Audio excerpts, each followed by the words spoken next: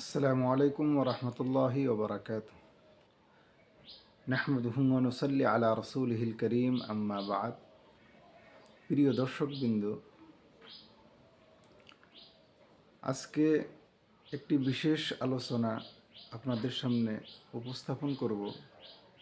আশা করি আপনারা সবাই মনোযোগ দিয়ে শুনবেন এবং তার সাথে সাথে আমার এই আওয়াজটি অন্য মুসলমান ভাইদের কাছেও পৌঁছাবে। আজকে রোজা 18টা চলছে। তো এখন আমাদের চতুর্দিকে যে সমস্ত মাদারিসের শিক্ষকগুলা সারাটি বছর যে বাচ্চাদের খানা দানার বাবদ, কিতাব আদির বাবদ বিভিন্ন হিতানে বাচ্চাদের পিছনে খরচ করার জন্য বাড়ি বাড়িতে যায় চান্দা উসুল করছে, জাকাত, ফিতরা, আতিয়া, ডোনেশন এ সমস্ত কিছু উসুল করছে, যাতে এই রমজান থেকে নিয়ে আর এক রমজান পর্যন্ত সারাটি বছর এই বাচ্চাদেরকে ভালো খাদ্য, ভালো পড়াশোনার ব্যবস্থা করতে পারে, এই উদ্দেশ্য নিয়ে। এখন সমস্ত উম্মতে মুসলিমার একটা দায়িত্ব, জিম্মেদারি যে এই মাদারিসের শিক্ষকগুলাকে ইজ্জতের সাথে পারলে কিছু দেওয়া, আর যদি সমর্থ নাই, আল্লাহ দেওয়ার মতন কোনো সমর্থ রাখেন নাই, সসম্মানে ওই শিক্ষককে নিজের বাড়ির থেকে বিদায় দেওয়া। তো বিভিন্ন জায়গার থেকে, বিশেষ করে আপার আসামের অনেক জায়গা থেকে খবর এরকম আসছে যে মাদ্রাসার শিক্ষকদের বিভিন্নভাবে তুচ্ছ তাচ্ছিল্য করা হচ্ছে, অসম্মানী করা হচ্ছে, বেইজ্জত করে তাদেরকে বাড়ির থেকে তাড়াইয়া দেওয়া হচ্ছে। এমনকি জায়গা জায়গা থেকে মারপিটেরও অনেক খবর আসতেছে। সমস্ত মুসলমান এরকম করে না। মুসলমান জাকাত ফিতরা হিসাব করেই আদায় করে, তাই তো মাদারিসগুলো জিন্দা আছে। তো আমরা আশা রাখি যে সমস্ত মুসলমানের এটা দায়িত্ব, নিজের দায়িত্ব মনে করে এই শিক্ষকগুলাকে ইজ্জতের সাথে নিজের বাড়ির থেকে বিদায় দেওয়া। আল্লাহ রব্বুল ইজ্জত কোরআনে কারীমের সূরা বাকারা 262, 63, 64 নম্বর আয়াতে খুব সুন্দরভাবে জাকাত দাতাদের বিষয়ে কিছু আলোচনা রাখছে। তো সর্বপ্রথম আয়াতে বলছেন, আউযু বিল্লাহি মিনাশ শাইতানির রাজিম, الذين ينفقون أموالهم في سبيل الله ثم لا يتبعون ما أنفقوا منا ولا أذى لهم أجرهم عند ربهم ولا خوف عليهم ولا هم يحزنون। যে যারা আল্লাহর রাস্তায় খরচ করে এবং এই খরচ করার পর তারা না তো কৃপা প্রকাশ করে, আর না তো যাদের উপরে খরচ করছে তাদেরকে কষ্ট দেয়। আল্লাহ বলেন, লাহুম আজরুহুম ইনদা রব্বিহিম, আমার কাছে তাদের জন্য পুরস্কার আছে। ওয়ালা খাউফুন আলাইহিম ওয়ালা হুম ইয়াহজানুন, কিয়ামতের দিন তাদের কোনো ধরনের চিন্তা, খৌফ, ডর থাকবে না এবং তাদের দুর্ভাবগ্রস্ত হইতে হবে না কিয়ামতের দিন। তারপরের আয়াতে আল্লাহ তাআলা বলেন, কাউলুম মা'রুফুন ওয়া মাগফিরাতুন খায়রুম মিন সাদাকাতিন ইয়াতবাউহা আযা ওয়াল্লাহু গানিয়্যুন হালিম। যে দানের পরে কষ্ট দেওয়া হয় সে দান অপেক্ষা উত্তম ভালো কথা বলা ও ক্ষমা প্রদর্শন করা, এবং আল্লাহ মহাসম্পদশালী, সম্মানিত। তারপর আয়াতে আল্লাহ তাআলা বলছেন, আল্লাযীনা লা ইয়া আইয়ুহাল্লাযীনা আমানু লা তুবতিলু সাদাকাতিকুম বিল মান্নি ওয়াল আযা।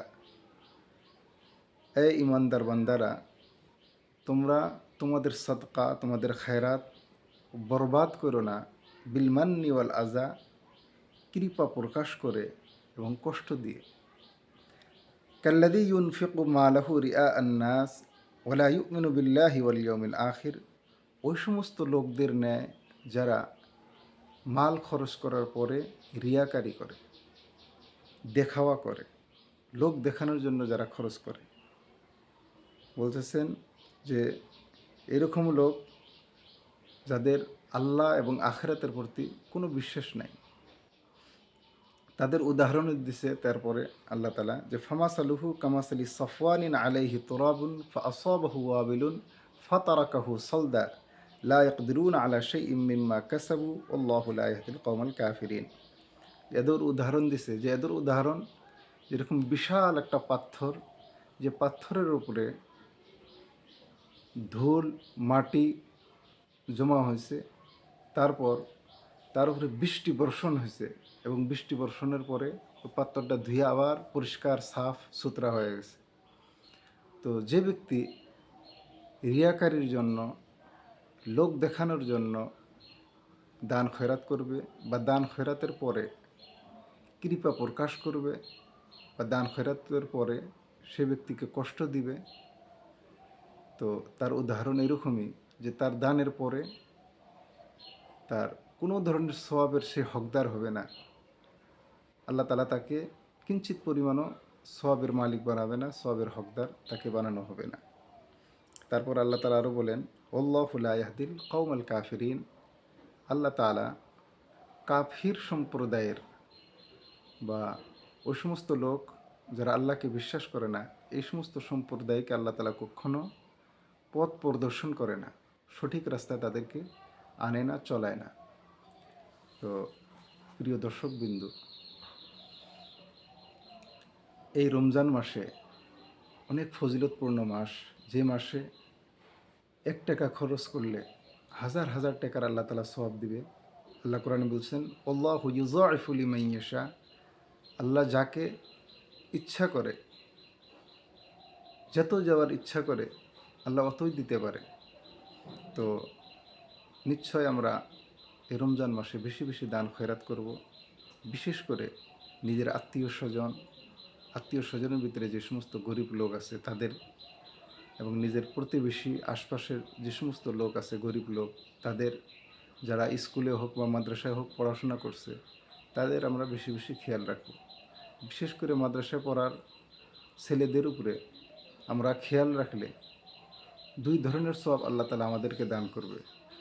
এক তো সেই বাচ্চা যদি গরিব হয়, আর গরিবের উপরেই আমরা যাকাত খরচ করতে পারবো, তো গরিবের উপরে খরচ করার এক সওয়াব আমরা পাবো।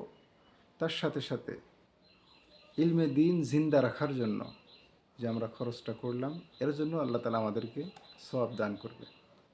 মোহতরম দোস্ত আজিজ, জাকাত ফিতরা বা আম ডোনেশন যেটা আমরা আমাদের মুসলমানে করে, সেই আম খরচা ছাড়া, আম ডোনেশন ছাড়া, জাকাত ফিতরার মাল ছাড়া মাদ্রাসাগুলো জিন্দা রাখার কোনো রাস্তা নেই। আর যদি আমরা মাদ্রাসার পড়াশোনাটা জিন্দা না রাখি, ইলমে দিন যদি আমরা জিন্দা না রাখি, তো কিয়ামত আসতে আর বেশি দেরি হবে না। তো আল্লাহ তালা আমাদেরকে বেশি বেশি আল্লাহর রাস্তায় খরচ করার জন্য তৌফিক দান করুক। যে সমস্ত লোক আমাদের বাড়িতে আসছে দান খয়রাত উসুল করার জন্য, তারা আমাদের উপরে এহসান করছে। আমাদের দায়িত্ব ছিল যে গরিব মানুষ তালাশ করে তাদেরকে নিজের জাকাতের পয়সা পৌঁছানো। কিন্তু তারা যদি বেশি অভাব মনে করে আমাদের বাড়ি পর্যন্ত আসছে, আমাদের দায়িত্ব হলো যে ইজ্জতের সাথে তাদেরকে আমাদের বাড়ি থেকে বিদায় দেওয়া। আল্লাহ তালা আমাদেরকে এই সমস্ত কথা অক্ষরে অক্ষরে পালন করার জন্য তৌফিক দান করুক। ওয়া আখির দাওয়ানা আনিল হামদুলিল্লাহি রাব্বিল আলামিন।